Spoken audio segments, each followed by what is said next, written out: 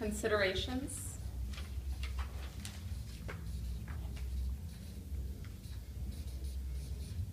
and strategies.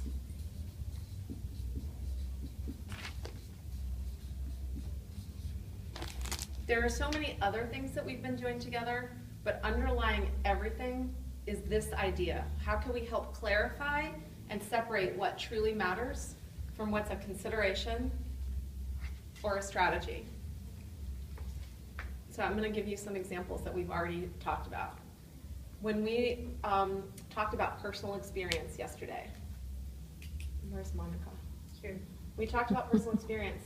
There are many reasons why you might not want to share personal experience. I listed 5.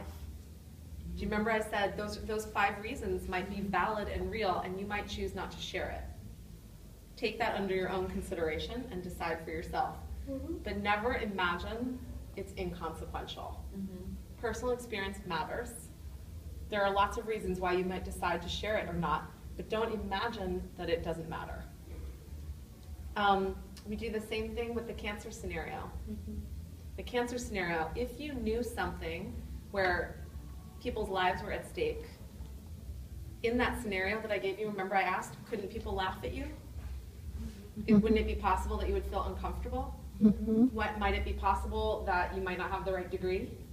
These are all considerations. But what really mattered in that scenario is other people. Other people's lives matter.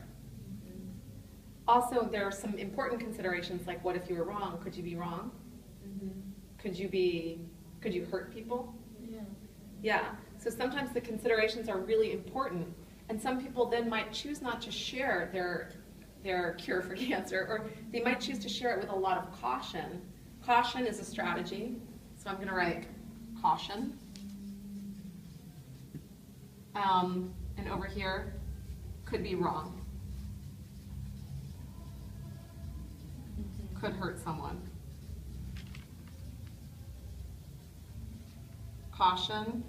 Somebody said share it with people with medical degrees, something like that.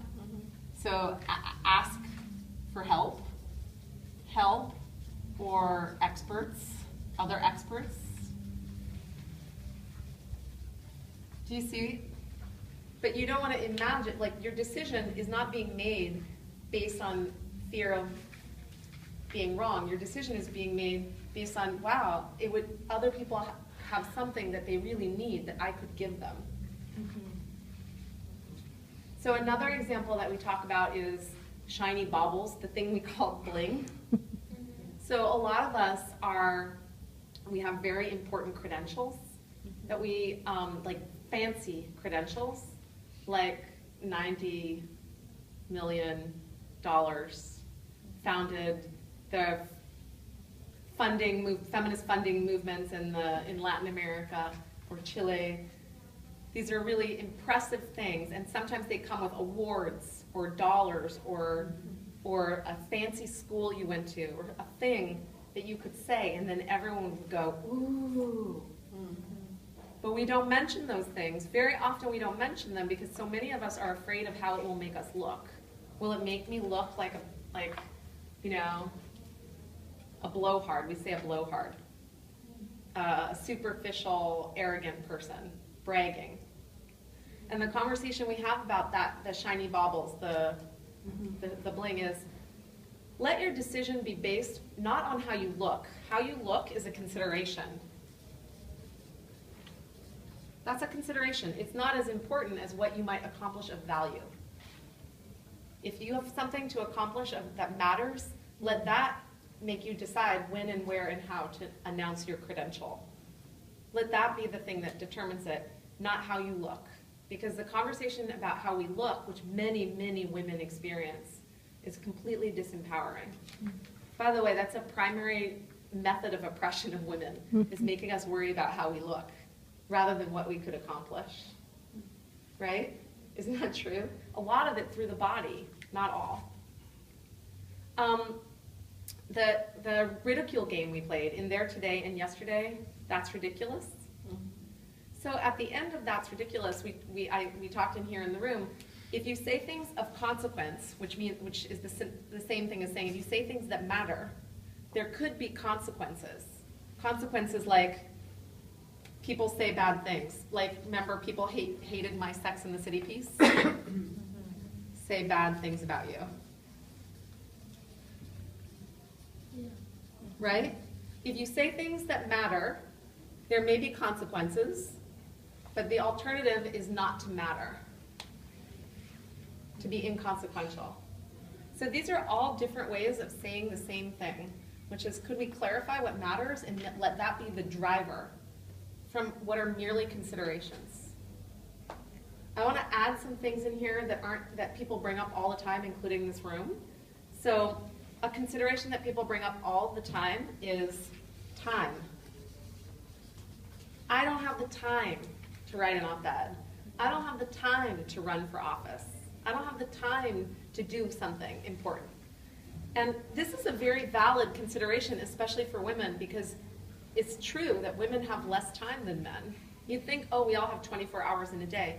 But actually, women have far less time because we do disproportionate share of housework, disproportionate share of childcare, disproportionate share of taking care of older people, disproportionate share of the community. Like, it's just, there's, like, not to mention all the time that we spend on our hair and face and dieting, and which are not, by the way, frivolous. Society actually makes it very difficult not to do those things. Yeah, there's a penalty. Yeah, if you want a job, if you want a certain kind of job, it requires that of you. Yes. So there are all these things that take a lot more time. And yet, that's a consideration. If we let that be the driver, we will never change the laws or the requirements of society.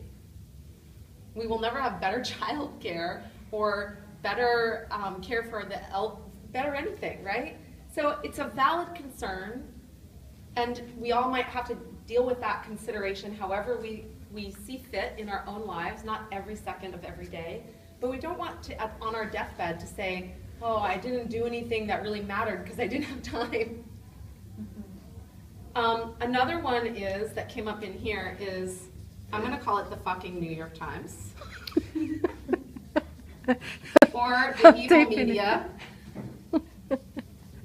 Or the, what else could we call it? Imperialist. The imperialist. The imperialist media. Okay. Right? I love the fucking New York Times. I'm going to say that forever now. All of these things are valid, right? These are very valid things to say. But they have to be considerations if you believe that if you believe, you don't have to use the New York Times, by the way. But in general, if you don't use the media at all, it's as if saying, it means that you don't believe that spreading your ideas matters, which is a pretty tough decision to make. Just a quick mention. I've been struggling, and I didn't mention it, that in Mexico, like, news have been falling down a lot, like the newspapers and editorials and everything, because nobody is actually reading them anymore, and they are all co-opted by the state, almost. So I know that it might be a consideration, but how can we not, like, I don't know.